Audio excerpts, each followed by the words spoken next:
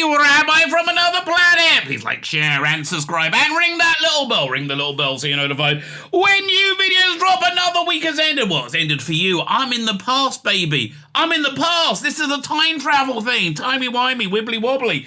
Which I have to tell you, people didn't like that. They're like, oh, it's too silly. Wibbly-wobbly, timey-wimey.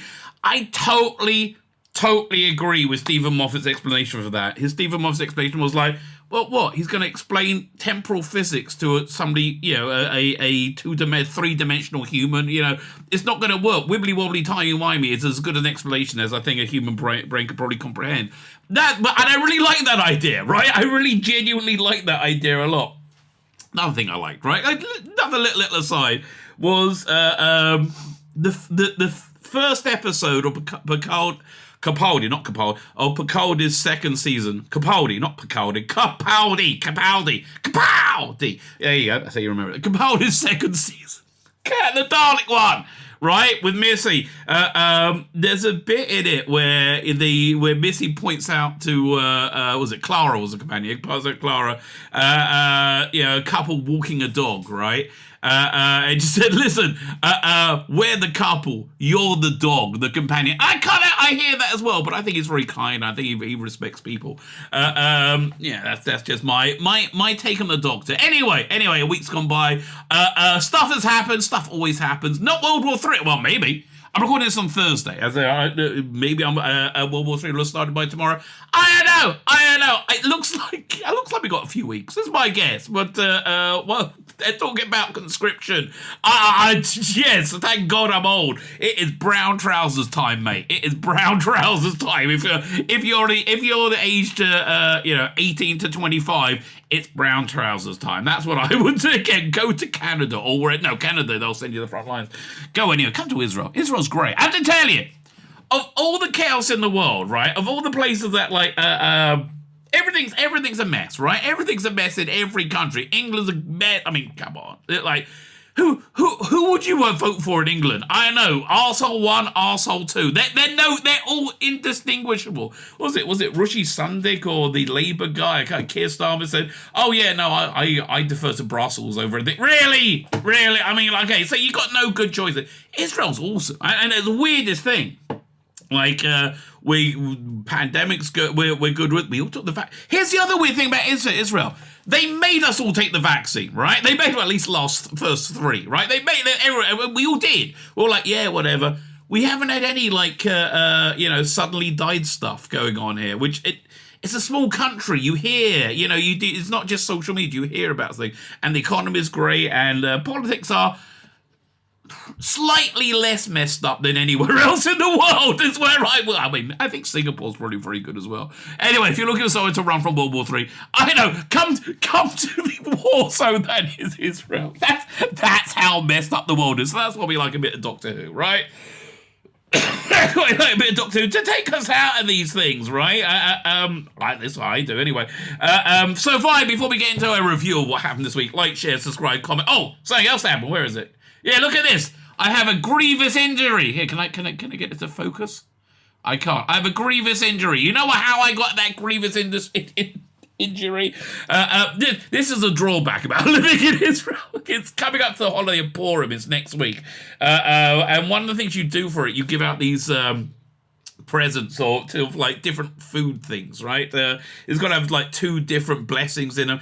They're supposed to be small, right? So we always do themed ones. We all do fun ones. So this year we're doing a fun fair kind of theme. So we got a popcorn container to put it in. We got some candy corn, kettle corn.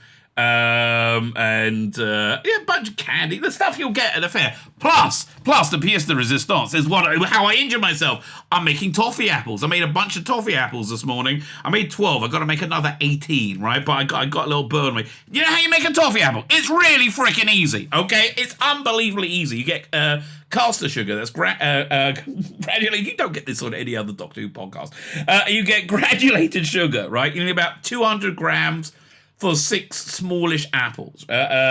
You put it in. You put it into a pot. Make it a small pot is better because you're going to dunk them in a minute. And you heat it up slow, low to medium heat. Heat up slow, shake it as you go. When it starts to get like liquid, it takes about 10-15 minutes. You then get only a wooden spoon because you'll destroy your pan, and break up the clumps, right? And then, but it will stick to that like anything. So then you get your apples, you put sticks in your apples, do a dunk, lift up, let it drain off, and just pop it down. That's it. It's easy as anything. So I got to make 30 of them. I got to make another. Anyway, I got a bit of burnt sugar on me. And yes, grievously injured for my people, right? For my peeps. Because I've hurt myself and nothing to do with you whatsoever. Can you hit the subscribe button? I'd always find a way of working in. Like, share, subscribe. All those things are fantastic. Thank you very much. I am very grateful for everybody liking, sharing, and subscribing. I am very grateful for that. That is very true. Comment. Let me know what you think. Go to the video notes. Sign up to my Substack. Now, what you get in my Substack, other than, all my insane content I put out every day. I put out a lot of content every day. Plus, I have a full-time job. It's crazy how much I work. Anyway, I'm also doing this new thing, but I was sick all week, so I'm really behind in it, right? I'm doing books on tape using AI voice generators, but I'm cloning them to sound like the actors then. So I got this one, which I got to redo, because the first time I did it, it just goes up and down. You can't listen to it, and I had to figure the settings. So I got Paul McGann reading this, which I'm redoing, right? This is going to be redone. And I'm working on this one right now. I put out the introduction chapter, Millennial Rights, read by Colin Baker. They sound kind of close to me. But we're at the very beginnings of this technology. I just saw, again, this is another aside, but like the way the reconstructions are going to be done, and animation is changing completely. Like, because of AI technology, I guess this is the first story, right? I just came into it by mistake. Because of AI technology, I saw on YouTube a bunch of effects guys have worked out how to take footage and turn it into animation, right? And so once you can do that, you can change the faces, and it's a much cheaper way of animating, right? It's absolutely incredible, and they go through the process of how you do it. Really clever. Essentially, it's like this. You add noise to an image, right, to make like speckles, so like it's not as clear, and then the computer can't see it so well, and it redraws it using AI, saying look at that. So the problem was that the noise changed on each frame, so they had to figure out that. And then, the way the computer was redrawing it also changed on each frame, so they had to figure out that. And then they kept on going. But now, essentially, you get a screen and film somebody walking across the room. That can be William Hartnell, right? Really, really easily. If you can do it with animation, they can do it with photorealistic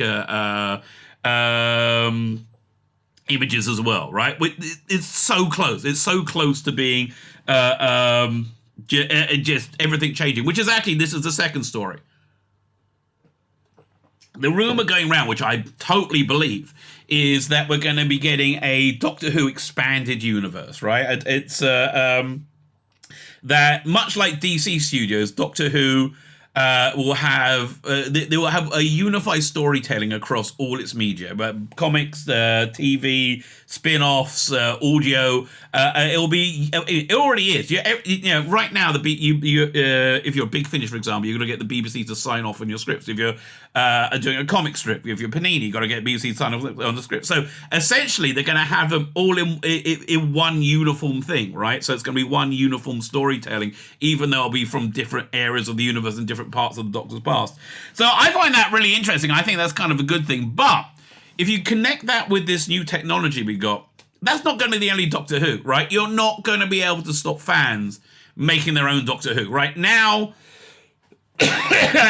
by next year, World War III notwithstanding, by next year, the technology will be there that people like me can make photorealistic Doctor Who on their laptop, right? I'll change it a little bit so I won't get sued, but that's essentially, we can do that. So there's going to be the official canon, which will be lock solid, right?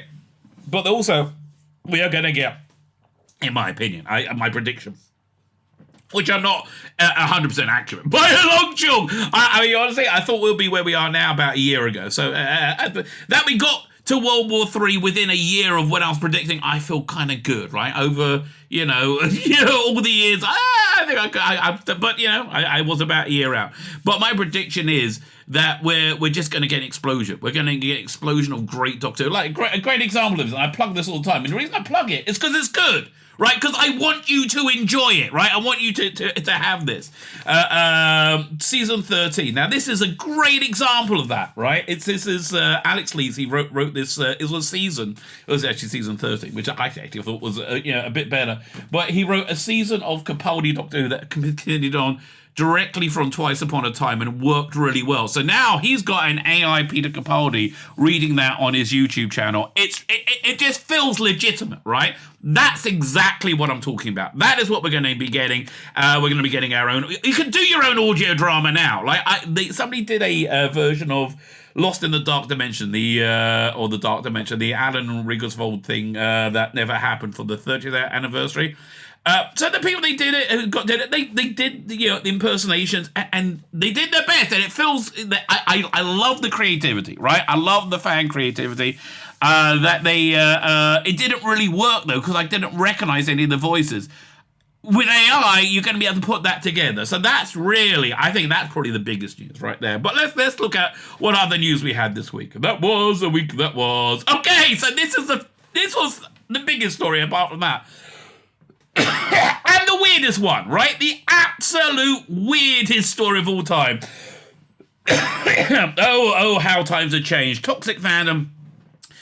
This time last year was in control of Doctor Who, and they were. They controlled Twitter because Twitter was pre-Elon Musk Twitter.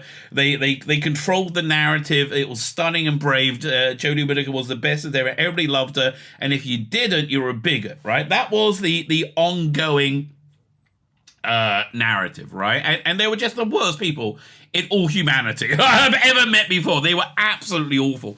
So now, and really, this was brought home to me by Gallifrey 1. Gallifrey 1 was the mecca for toxic fandom. As far as look, I've never been there, but as far as I can see. Right? And it used to be a place where news came out of, like important news came out of. Now, it was like an embarrassing, also ran, right? Toxic fandom's over. So toxic fandom shrinking. Like, have you ever seen the movie not With Nail, like How to Get Ahead in Advertising, which is basically the sequel, where Richard E. Grant plays a advertising guy who has a mole that comes on his head and grows a face, and it's like, eventually it takes over his body, right? And his head becomes tiny and it gets lanced. And it's like, at the end, it's like tiny and dying on his neck. That is what toxic fandom is, right? They are dying on the vine. They were mad at this. They're mad at this for a couple of reasons. So the real reason they were mad about it is so stupid. Just is so stupid. The real reason they're mad about it because David Tennant was front and center on the cover, and David Tennant is the face of failure of everything they believe in. Sadly enough, weirdly enough, right? It is the app that, because as soon as he appeared on screen, Doctor Who became popular again, right? He is the face of it. So the heart is the captain of the ship, right? What you feel is the thing that drives you. So they saw that, they don't think about it. They just go, "Oh, David Tennant makes me feel bad because I'm wrong," right? So then they got to have thought, pathetic and simplistic that they are, to justify their emotional state. So they go, "Look, it's sexist. It's sexist because he's a man, and a white man, no less. Not even trans. Bet he's never sucked a dick." I don't know. Whatever, mate. And he's in the centre, and Liz Sladen pushed her offside because she's a woman. And people hate women. It's the unconscious bias. Okay. And they freaked out on Twitter. And I think most people looked at them like, what? What? What? So it just came out today. I haven't read it yet. It's a very, very Sarah Jane Adventures heavy issue, which isn't great for me because I didn't really like Sarah Jane Adventures. But Rusty Davies is talking in it. I always like Rusty Davies talking. So that's always good. Fine. So that was the first story. It was just pathetic. This other story I thought was quite funny as well was this one. The Nightmare Fair is coming out. and as a book and tape with Toby Longworth reading it. So this was season 23, what became Trial of the Time Lord. This was the first story in there. And I remember it was a big deal that Target Books got Graham Williams at one point to write a novelization of his unrealized script. Which was quite good. It's one of the few Target novels I read. Man, if I could, one of the things I would do if I could go back in time is just tell me when I'm like 6 or 8. Just put Target, no, 6, I think. Put Target novels in my hands and read those. Just force yourself to read those. It will make you into a better person. Reading is a good thing. So, it was his script. It was essentially the Celestial Toymaker. My guess is they're trying to capitalize on Neil Patrick Harris probably being the Celestial Toymaker. Do they know he is, and that's why they're releasing it? I don't know. Probably not. But this cover, like everything that BBC Audio does, is just in terms of covers. The actual things they put out, I think, are quite good. It's just awful. I mean, it's just awful. So you got a Colin Baker there. It looks like, I mean, I hope it's not an artist drew this ranking on him, but it looks like a bad AI, right? AI rendition of Colin Baker. It looks nothing like him to me. It looks more like, what's that thing? The Other Side of Dominic Hyde. Whoever's in that. Looks like that playing Doctor Who. And the weirdest thing about this is that Big Finish did an adaptation of this, a full cast audio drama adaptation of this story, which is excellent, right? And it's way cheaper than this. Why would you want this book on tape? Well, listen, the none so queer as folk, I think, is the expression. None so queer as folk. So that's the answer there. Look, good luck to them. I hope they sell a few issues. So then, earlier in the week, we got truly tragic news, right? That Toby Whithouse would have loved Doctor Who's showrunning job after rumours. So would we, mate. So would we. We had another 3 or 4 years of Capaldi, right? And that'll be ending now, and it'll be going into whoever the next person is. It probably wouldn't be Russell Davies, because the show would probably still be successful, right? This is just tragic, right? Toby Whithouse, a fantastic writer. He was a showrunner on Being Human. And look, that people didn't like the later seasons of it. I did. I just thought it was solidly written all the way through. I thought, and the cast did very well. He did excellent Doctor Who stories. School Reunion, I think, one of the best. God Complex. I absolutely love the God Complex. It's fantastic, right? It really is. I've got to make a list of the top 60 Doctor Who programs, because I'm going to do episodes, stories, not stories, not episodes, stories, because I want to do the top 60 Doctor Who episodes in the first 60 years, and I'll do each one of them as like a 1-minute YouTube short. I'll put it on Twitter or something like that. People are liking those, man. They get a lot of traction. Thanks for watching those. So yeah, look, this is tragic. He's a awesome, dark, creative, interesting writer that would have really understood Doctor Who. But, politics being what it was at the BBC at the time, they wanted the stunning and brave Chris Chibnall to bring a stunning and brave woman in. And it's basically, Chris Chibnall just came in and said everything they wanted to hear. Right? Doctor Who has to be a woman. Now, I want to be clear. Even now, even after Jodie, right, who was awful, who was absolutely awful, even after Jodie, I'm still open-minded to a female Doctor Who. I really am. I think it's a masculine role. I think that's really what we've learned from the Jodie Whittaker years. But I think so many people could have pulled this off other than Jodie Whittaker and Chris Chibnall, right? So many people. It's really quite tragic, right? It really is. I mean, what can I tell you? But anyway, I don't really think... I don't think we're going to see a female Doctor Who for a while now. I mean, look, we got there because of a weird cultural implosion, right? And yeah, I don't see that happening again in the next 50 years. I hope, anyway. So yeah, tragic news. No, Toby Whithouse. That's a shame.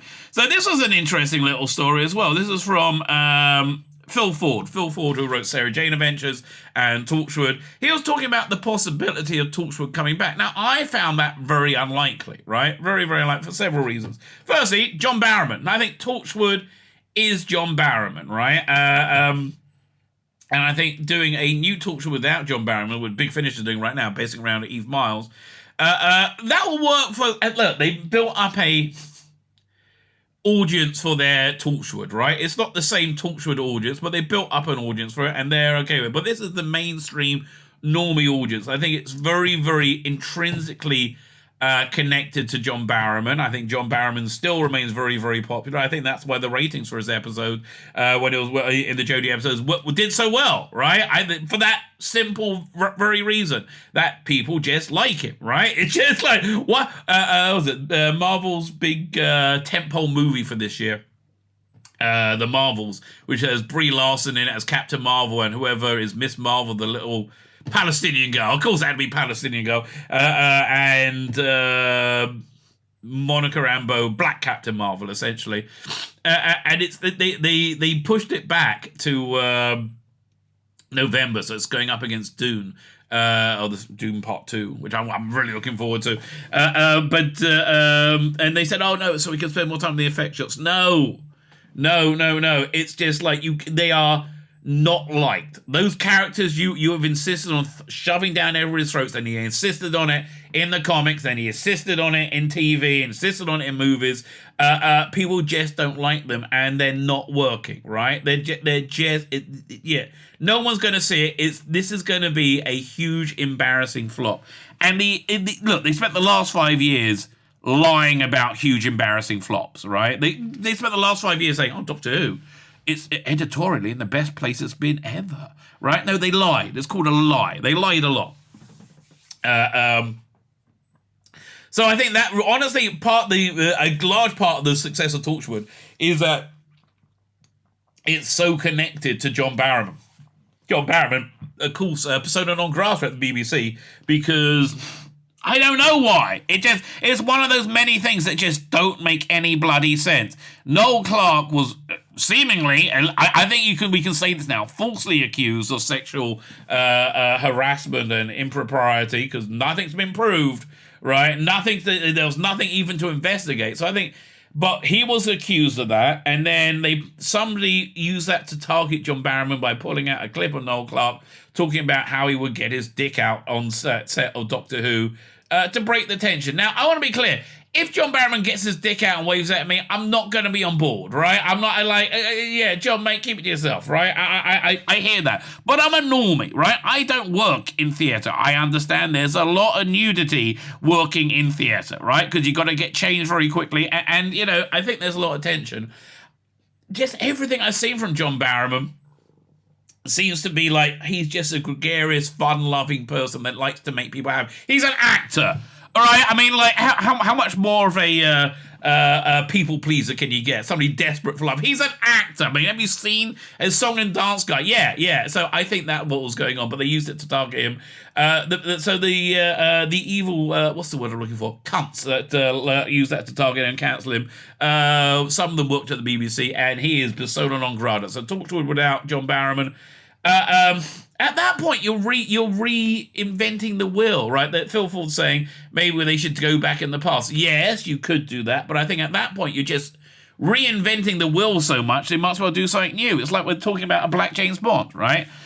As far as I understand it, James Bond is from an ancient aristocratic English family who are universally white, right? Universally white. There's not a black or dark face amongst them, as far as I understand.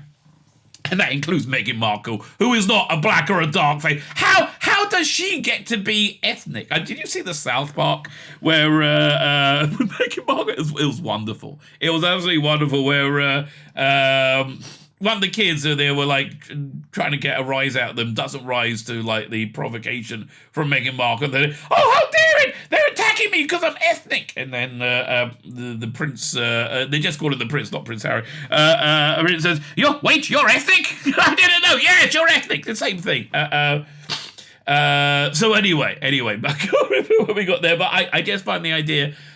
So I want to talk about Black James Bond. Look, at that point, there are there was a big influx of black people into the English aristocracy in the 70s. Yeah, that happened, but at that point you're changing the character so freaking much. Might as well do a new thing, or if you're only smart, right, do a James Bond movie with a kick-ass black spy in it who is an ally. You get a kick-ass gold spy as well. Spin those out into their own series. You get a James Bond movie every freaking year with, you get the black James Bond, the gold James Bond, the boy James Bond, right? And everyone's happy. Everyone's happy. Gal Gadot for the spy, right? That's what I think.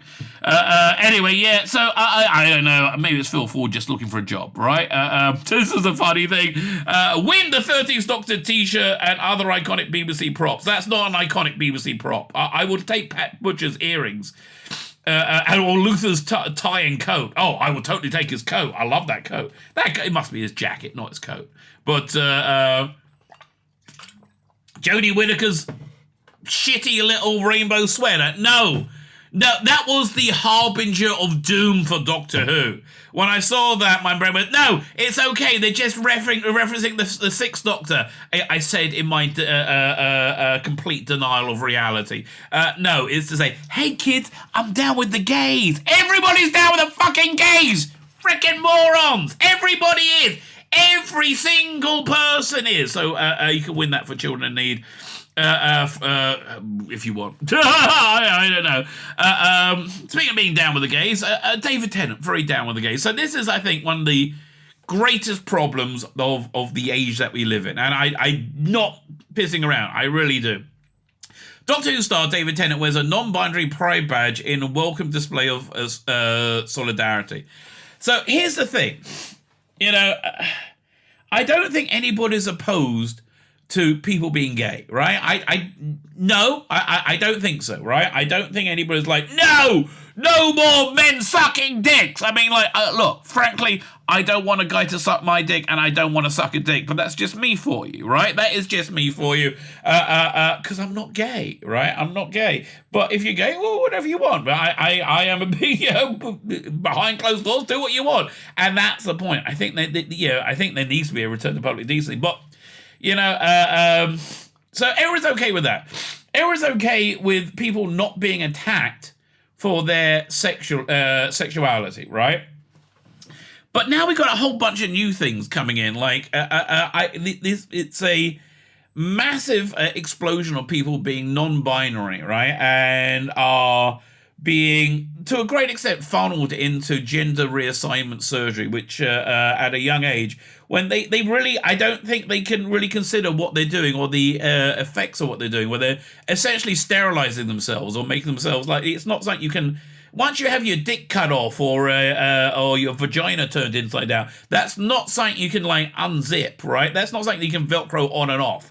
It's a massive life-changing thing, and people who benefit most from this, right, are the pharmaceutical companies, the drug companies, who have a patient for life, who are going to need medication for life. And I really genuinely believe that children are being sacrificed for the profits of deeply evil people. So then we have David Tennant come in, who I think is a good person. I think he has genuinely good intentions, right? I think he sees the way gay people were treated in the 80s, as especially by Ronald Reagan suppressing the news about AIDS, and also, I mean, I imagine It's a Sin was a pretty accurate rendition of what happened in the 80s, and the way gay people were treated over it was terrible, right? Honestly, I've said this so many times, but I'll say it bears reiterating as a religious person, right? The Old Testament, not LGBTQ plus friendly at all, right? At all, not on board for it. But also, it's like there's no. Let's say we have an idea in Judaism, I think in all religions, to be kind to people, right? And that's expressed in one of our Jewish laws of visiting the sick, right? And I just saw all these people dying horribly of shame, more than anything else, alone, completely alone in these walls on It's a Sin. And I'm like, God, I believe God himself tore us a hole in time, space, and reality to give us this thing called the Bible, which is essentially a guidebook for life. And in that guidebook, it doesn't say, oh yeah, Yeah, fuck those gays. No, it doesn't say that at all. It says be kind to people, right? It's such it's such a even though I wasn't there, it's such a, what's the word, placard of shame. That like, wow, the religious people didn't go and have compassion for gay people. And that's what should have happened, right? Because, that's what being kind is. That's what being good is. And I think that's what God wanted, quite frankly, right? I think that would make God happy. So, so this is the real problem of the age we live in. It's David Tennant wants to be a good person, wants to help people, right? I think he's being disingenuously used to hurt thousands or tens of thousands of children. And I think if he realized it, if he knew it, I think he will be mortified, which I think the why there's going to be permanent denial about it, right? Absolute permanent denial. I mean, look, it took about, 2 decades after World War II for Germans to admit, oh yeah, we did concentration camps. Yeah, I feel bad. But like literally 20 years, the 60s, right? They wouldn't admit it. Oh no, that wasn't me, right? That's the same thing. It's and I think what's really going to hurt him is his morality, which is why he's doing it in the first place. So this is a real shame. And again, listen, if I'm wrong, mate, right? I'm just worried, right? It's not out of hate. I don't hate anyone. That's not true. I strongly dislike a few people, but but I don't really hate any groups of people, especially not trannies. Like, really? That doesn't bother me, mate. Anyway, so yeah, that was a story. So this was another one as well. Apparently Chris Marshall would have said it would have been wonderful to join the pantheon of Doctor Who actors. I remember his name being battered around, but I don't think it was ever really considered. The actor said he would probably been rumoured to take over the role for Peter Capaldi, but yeah, because he's famous. He was a popular actor, right? Popular actors, generally speaking, are connected to the role of Doctor Who when they know it's up in the air. They had, was it Ollie Alexander was tipped because it was in It's the Sin, and he was popular, right? But that's basically it. So, but it's kind of, I don't know what type of Doctor Who he would make. He seems a bit too normal to me. But it's a ginger. We haven't had a ginger Doctor yet. So there you go. So this is an interesting little story as well, which never got to. Doctor Who star Louise Jameson thrilled to work with Tom Baker again. Well, we kind of know that, don't we? Man, I tell you, Louise Jameson, this is from Face of Evil. Somebody commented, by the way, on one of my videos. They never seen Face of Evil, and because I enthused about it, they decided to watch it. And they have the Blu-ray. Dude, Face of Evil is fantastic. It is fantastic. But man, look how gorgeous Louise Jameson looks. I mean, just absolutely stunning. Okay, the pair weren't always the best of friends. Yeah, so this is a bit of a weird story out in the middle of nowhere. Louise Jameson, a.k.a. Leela in Doctor Who, has revealed that she couldn't be happy to be working with Tom Baker again. Well, yeah, I don't think Tom Baker wanted her around. Essentially, he wanted to be as the Doctor on his own. So, so he wasn't that happy with it. Has revealed despite the pair of them not being the best of friends during the original run. Well, Tom Baker was drinking a lot at that time, and he was very successful. Which, look, success basically makes you into arseholes. Unless you're very, very, very, very careful. That's another thing that I think is destroying society, right? We have this intense, insane luxury. It allows people to don't have to get jobs, and they can do degrees about lesbian dance theory, and they can live that, and then they can write articles on BuzzFeed if they're not, they're being replaced by AI, about how awful Trump voters are or something like that. Yeah, that's not really sustainable, right? That's not really sustainable at all. Anyway, Louise Jameson stars the classic Man in Fourth Doctor from 77-78. Jameson and Baker have also reunited Big Finish audio dramas. The pair are now good friends. Well, again, listen. Old people just kind of get on better after a while, right?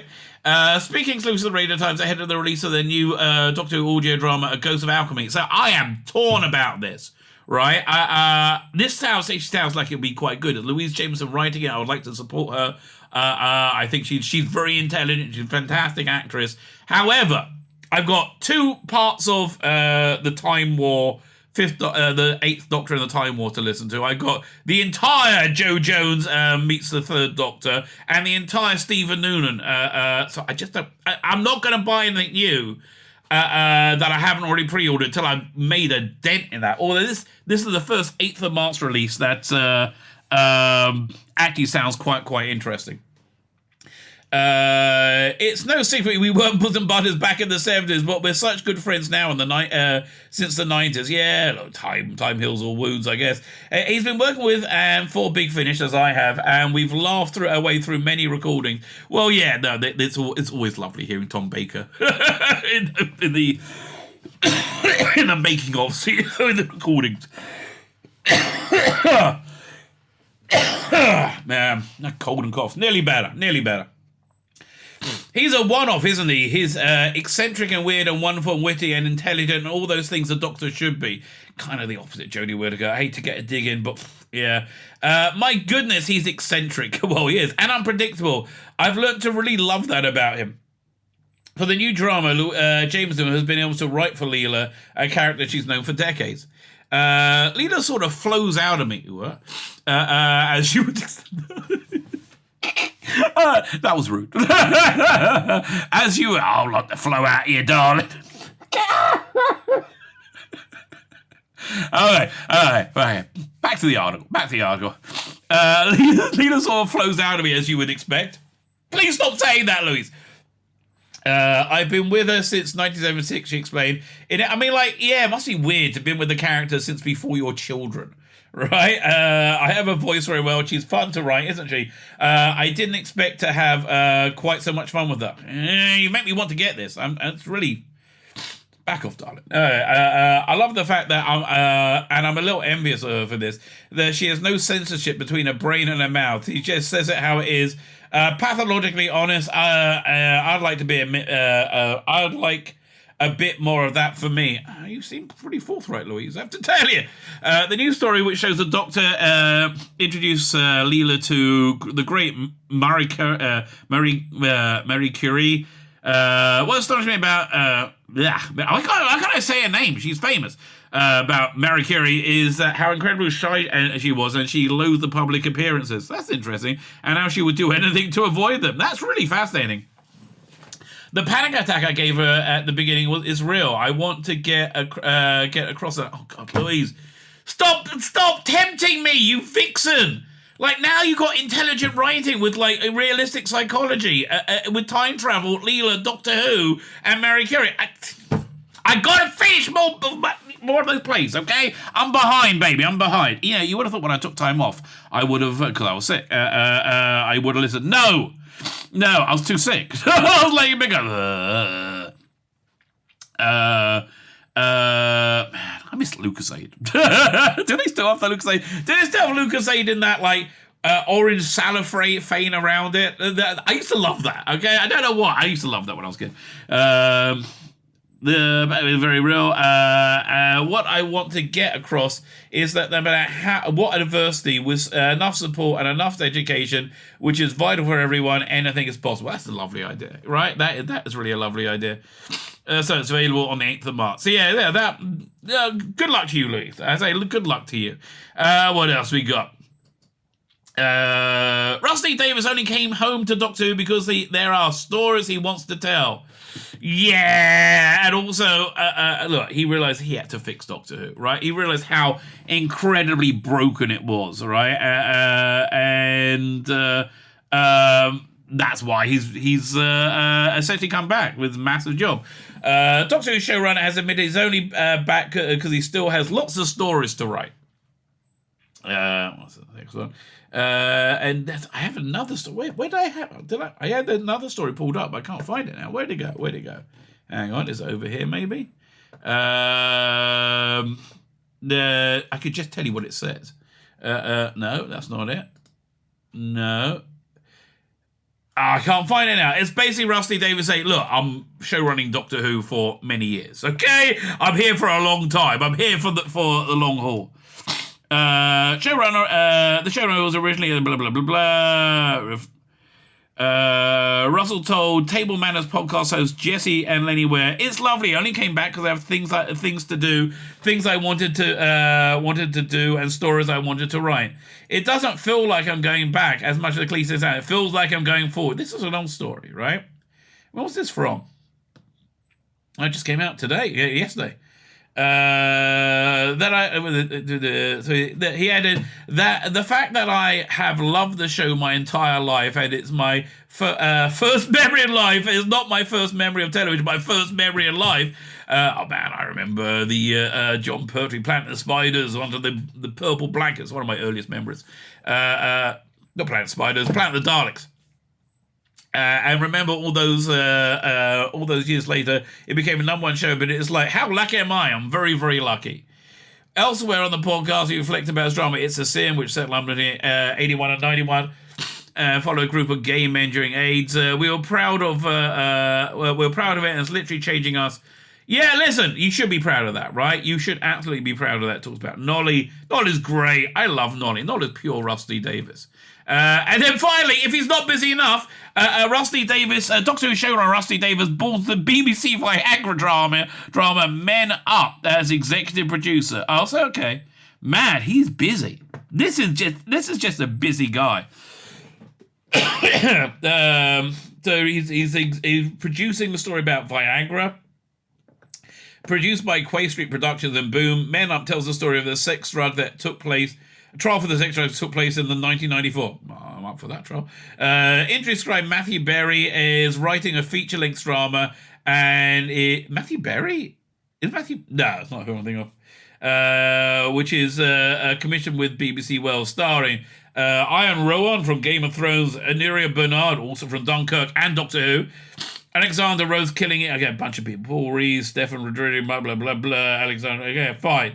Rion plays Mirig Jenkins, who, along with Colin White, Roduri, and Tommy Kedoran, and Pethan Pete Shah, and fine, is suffering from impotency. So when the group offers to take part in a clinical trial for a new pill that will potentially put a fizz back in their sex life, they jump at the chance. But will it work? And more importantly, how will man, I'm up for this. How will they tell their loved ones? Well, I don't think you're going to need to. Actually, and also, the loved ones know that they're. I mean, if you're talking about their spouse, they know they're impotent, right? Ashley Way directs the 90-minute drama, while Karen Lewis produces and executives Nicholas Schindler and Davina Earl for Quay Productions, Rachel Evans for Boom, Matthew Barry, Rusty Davis, and Rebecca Ferguson for BBC. Wow, he's really in the BBC now. Men Up is one of those truly remarkable stories that is a joy to bring to the screen. This is the type of story we love at Quite blah, blah, blah, blah. Do anything from Rusty Davis? That's really the only thing I'm interested in. Yeah, no. Okay! Rusty Davis is a busy boy. Indeed. So we had a couple of insanely stupid articles that we're not going to get to. We had this one. It's true, Matt Smith's post-Doctor Who career success breaks a 60-year trend. No! I think Peter Capaldi's been more successful than Matt Smith. And look, he got a lot of high-profile jobs in flop after flop after flop after flop after flop. Remember Terminator, whatever it was? Yeah, me either. He was in Star Wars, Rise of Skywalker. Thank God he was edited out. Yeah, he's had a weird post-Doctor Who career, but he did well in House of the Dragon, right? And he's his face that people basically go and watch on in the cinema, right? He's still got kind of like that movie quality. And also this from the story happened this week. Susan was voted as the companion most desired to come back. Got about 48% of the vote, maybe, in a Doctor Who poll. Everybody wants her back, and she was like, "Well, I would love to, but I'd like to be written well as well, like Rose was." But yeah, so that's what this story created, right? Because Screen Rant, their days at full if they haven't waffled incoherently about something they don't understand. Good for them. And that was, ladies and gentlemen, the week that was. My name's Tzvi Lebetkin, the Rabbi from another planet. Please like, share, and subscribe, and ring the little bell so you are notified when new videos drop.